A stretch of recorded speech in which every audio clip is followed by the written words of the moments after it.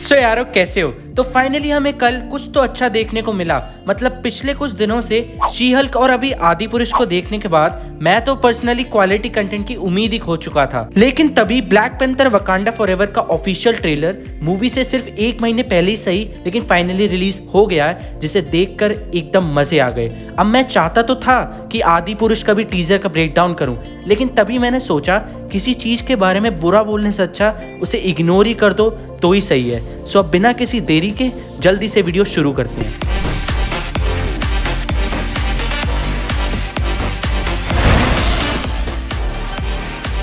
सो यारो कल पब्लिश हुआ ब्लैक पैंथर का ट्रेलर। वो D23 में दिखाए हुए ट्रेलर तो नहीं था, लेकिन जो भी था उसने हम सभी के क्वेश्चंस को बहुत हद तक रिजॉल्व कर दिया।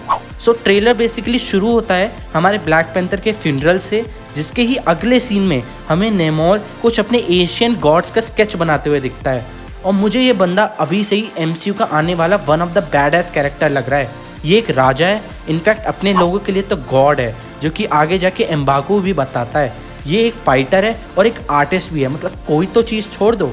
और इसका सबसे पहला dialogue the people who are broke are the greatest leader अलग ही हिट करता है, और जो कहीं ना कहीं इसकी पास्ट स्टोरी को भी डिपिक्ट करता है, जो कि अभी तक फुल ऑफ पेन ही दिखती है। फिर उसके अगले सीन में सारे टेलेकन्स, टेलेकन्स, सो अनलाइक कॉमिक एक्यूरेट, ये लोग अभी ने एटलांटियंस की जगह टेलेकन्स बोलने वाले हैं, जो कि मिलके एक शिप पे अटैक करते हुए दिखते हैं। और देन अगेन हमें नेमोर का एक फ्लाइंग सीन दिखता है, जिसमें वो छोटे छोटे पंख उसके जूतों पे लगे होते हैं और वो मोस्ट प्रोबेबली वकांडा पे ही अटैक कर रहा होता है। और फिर आता है एकदम बढ़िया एक्शन सीक्वेंसेस, जिसमें ओकोया बुलेट्स को अपने भाले से डॉज करती हुई दिखती हैं। और जिसके बाद ही इतना कुछ होते हुए देख ब्लैक पैंथर की माँ यानी रमोंडा, जो कि वकांडा की अब असल रानी है, टेलेकन्स के अटैक के अगेंस्ट बोलती हुई दिखती हैं कैसे उनके राजा के एब्सेंस में उनका पूरा वकांडा डाउनफॉल कर रहा है। और तभी हम सभी का चल रहा है इतने दिनों से बर्निंग क्वेश्चन कि अगला ब्लैक पैंथर आखिर है तो है कौन। उसका जवाब हमें मिलता है, और वो और कोई नहीं बल्कि शूरी ही है। वहीं आयरन हार्ट हमें इस बार प्रॉपर्ली अपने सूट में फ्लाई करते हुए भी दिखती है, जो कि मुझे ये सोच में डालती है कि वकांडा में रहते हुए और शूरी का इतना अच्छा दोस्त होते हुए उसका सूट वाइब्रेनियम का क्यों नहीं है। अब देखो ट्रेलर हालांकि 2 मिनट लंबा ही है, लेकिन इसमें बहुत सी डिटेल्स हमें देखने को मिलती हैं, और खासकर इसका बैकग्राउंड साउंड बिल्कुल ओरिजिनल, परफेक्टली सिंक करने वाला।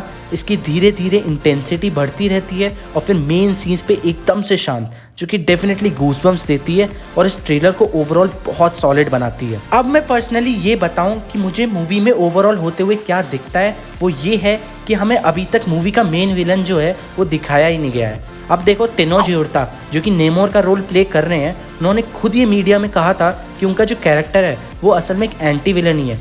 तो मोस्ट प्रोबेबली ये वकांडन्स और टेलेकन्स के बीच की जो फाइट है ये एक बहुत ही बड़ी मिसअंडरस्टैंडिंग होगी, जिसमें एंड में ये लोग मिलके एक और बड़े और रियल थ्रेट का सामना करेंगे। और क्योंकि अब सीक्रेट वॉर्स का प्लेटफॉर्म सेट हो ही गया है, तो ये होने के बहुत चांसेस हैं कि वो रियल थ्रेट और कोई नहीं बल्कि डॉक्टर डूम ही होगा। बाकी आप सभी को क्या लगता है कमेंट्स में ज़रूर बताना। सो ये था overall Black Panther Wakanda Forever का ट्रेलर ब्रेकडाउन। वीडियो अच्छी लगी हो तो please don't forget to like, share and subscribe to the channel. बाकी मिलते हैं बाद में।